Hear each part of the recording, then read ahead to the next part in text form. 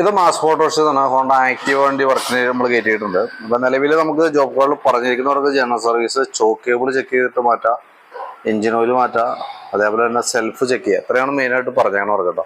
അപ്പോൾ നമ്മൾ വണ്ടി ഓടിച്ച് നോക്കി വർക്കിൽ കയറ്റി ഡീറ്റെയിൽ ആയിട്ട് ചെക്ക് ചെയ്യുന്നുണ്ട്. ജനറൽ സർവീസ് എന്ന് പറയുമ്പോൾ നമ്മൾ കോമൺ ആയിട്ട് എല്ലാ ഭാഗങ്ങളും നമ്മൾ ചെക്ക് ചെയ്യുന്നുണ്ട്. കംപ്ലയിൻസ് ഉള്ള പാർട്സുകൾ നമ്മൾ ഡീറ്റെയിൽ ആയിട്ട് കാണിച്ചു തരാം, അതിൻ്റെ എസ്റ്റിമേഷൻ തരാം. അതും പ്രകാരം നോക്കിയിട്ട് നമുക്ക് വർക്ക് ക്ലിയർ ചെയ്യാം. ഞാൻ ആ സർവീസിൻ്റെ ഭാഗമായിട്ട് ബാക്ക് ബ്രേക്കൊക്കെ അഴിച്ചിട്ടുണ്ട്. ബ്രേക്ക് ലൈനർ നമ്മൾ നോക്കുമ്പോൾ ബ്രേക്ക് ലൈനർ നമുക്ക് അത്യാവശ്യം ഉപയോഗിക്കാനുണ്ട്. ബ്രേക്കിന്റെ ക്യാമൊക്കെ ചെറിയ ടൈറ്റ് ഉണ്ട്, അതൊന്ന് അഴിച്ച് ഗ്രീസ് ചെയ്ത് റീസെറ്റ് ചെയ്യാം. ലൈനർ തന്നെ നമുക്ക് ക്ലീൻ ചെയ്ത് കേട്ടോ. ബാക്ക് വീല് പിടിപ്പിക്കുന്നത് ഈ ഒരു ഷാഫ്റ്റുമാണ്. നമ്മളതിന്റെ ബെയറിങ്ങിന്റെ പ്ലേ ഒക്കെ ചെക്ക് ചെയ്ത് വേറെ കംപ്ലൈന്റ് ഒന്നുമില്ല. അതേപോലെ ബാക്ക് ടയറിന്റെ കണ്ടീഷൻ നോക്കി, ടയറും അതിൽ നിലവിൽ പുതിയ ടയർ വലിയ പഴക്കമായിട്ടില്ല. അപ്പൊ ഹബ്ബൊക്കെ ഒന്ന് ക്ലീൻ ചെയ്ത് നമുക്ക് റീസെറ്റ് ചെയ്യാം.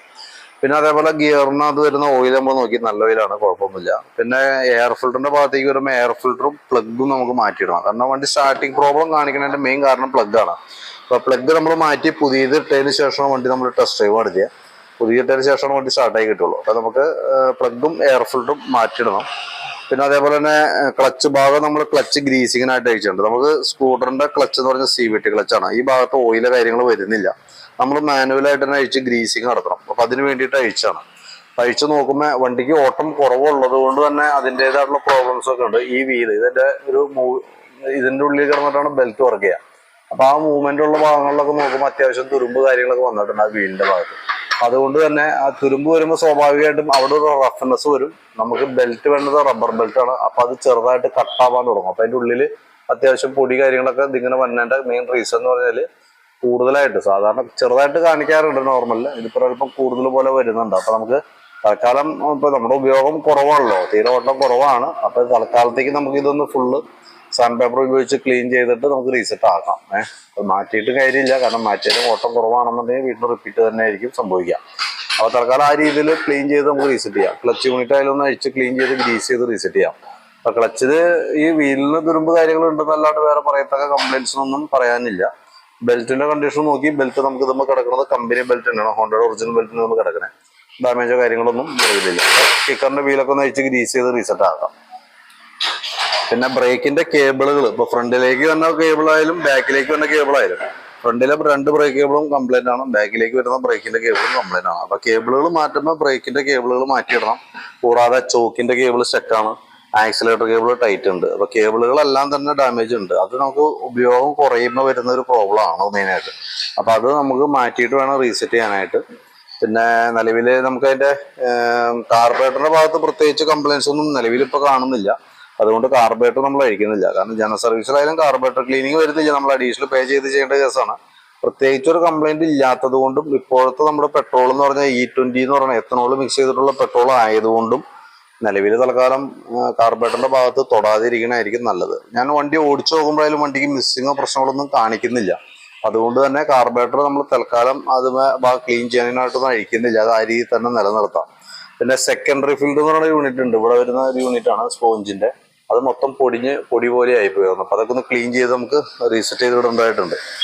ഫ്രണ്ടിലേക്ക് വരുമ്പോൾ ഫ്രണ്ട് ബുഷുകളൊക്കെ ഗ്രീസ് ചെയ്യാൻ വേണ്ടി അയച്ചാണ്. അപ്പൊ ഫ്രണ്ട് ബുഷ് അത്യാവശ്യം ഓവലായിട്ടുണ്ട്, ലിങ്കിന്റെ ബുഷായാലും പ്ലേ കാണിക്കുന്നുണ്ട്. അപ്പൊ അത് രണ്ടൊന്ന് ചേഞ്ച് ചെയ്തിടണം. അതേപോലെ തന്നെ ഫ്രണ്ടിലെ കേബിളുകൾ, ബ്രേക്കിന്റെ കേബിളുകളൊക്കെ മൊത്തം തുരുമ്പിട്ട് ഓൾറെഡി ടൈറ്റ് ആണ്. അപ്പൊ അത് ചേഞ്ച് ചെയ്തിട്ട് വേണം നമുക്ക് റീസെറ്റ് ചെയ്യാനായിട്ട്. ഫ്രണ്ട് ബ്രേക്ക് ലൈനർ നമുക്ക് അത്യാവശ്യം ഉപയോഗിക്കാനൊക്കെ ഉണ്ട്. അപ്പൊ അതൊക്കെ ഒന്ന് ക്ലീൻ ചെയ്തിട്ടാൽ മതി. ഫ്രണ്ട് വീൽ ബെയറിംഗ് ആയാലും വേറെ കുഴപ്പമൊന്നുമില്ല, ടയർ അത്യാവശ്യം ഉപയോഗിക്കാനുണ്ട്. പിന്നെ സെൽഫ് എടുക്കാത്തതിന്റെ മെയിൻ റീസൺ ബാറ്ററിയാണ്. എക്സൈറ്റിന്റെ ബാറ്ററിയാണ് വണ്ടിയിൽ ഇരിക്കണേ. ഞാൻ എൻ്റെ വോൾട്ട് ഞാൻ കുറച്ചേരം ചാർജിൽ ഇട്ടിരുന്നു. കാരണം ഏകദേശം ഒരു 4-5 മണിക്കൂറോളം നമ്മൾ ചാർജിൽ ഇട്ടതിന് ശേഷമാണ് ഇപ്പോൾ വണ്ടിയുമ്പോൾ കയറ്റി വെച്ചപ്പോൾ ജസ്റ്റ് ഒന്ന് സെൽഫ് അടിച്ചു, പിന്നെ എടുക്കുന്നില്ല. അപ്പൊ നമ്മൾ ബാറ്ററി ടെസ്റ്റ് മോഡിലേക്ക് കൊടുത്തു. 12 വോൾട്ട് നമുക്ക് നിലവിൽ കാണിക്കുന്നുണ്ട്.